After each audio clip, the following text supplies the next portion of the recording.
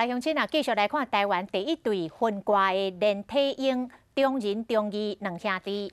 其中这个阿兄中仁，这个月初一，因为脑肠回来往生，享年42岁，再去举行告别式。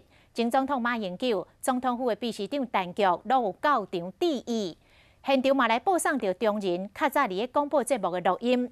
当时伊讲，正惊家己提早走，放小弟一个人要安怎才好咧？加在有地夫出现，会当代替伊照顾小弟，是互现场的人听甲片头酸。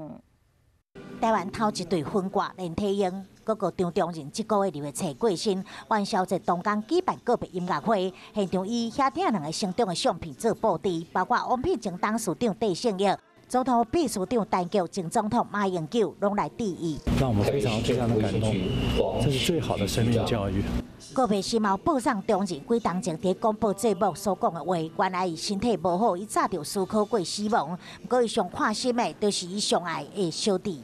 如果假设我先走，那弟弟谁来照顾？现在还好，有他老婆，让我们可能心中的大事可以放下。兄弟两个出世少年，2岁半分挂，今年是分挂40周年。中仁原本是要办画展、摄影展、山楼遗憾，即马中义嘛决定帮哥哥完成这个梦想。哥哥，我现在很想你。哥哥之前也很喜欢画画，我们本来40周年的时候要办一个摄影展跟画展，那我想我今年的时候一样会把这个梦想给他实现。伫北市环保局任职的中仁，遗体火化了后，会照有委员坚持环保概念，要采树种。以前中仁、中义拢是做伙行，即马中仁先离开啊，伊的信念日日坚强，替哥哥延续落去。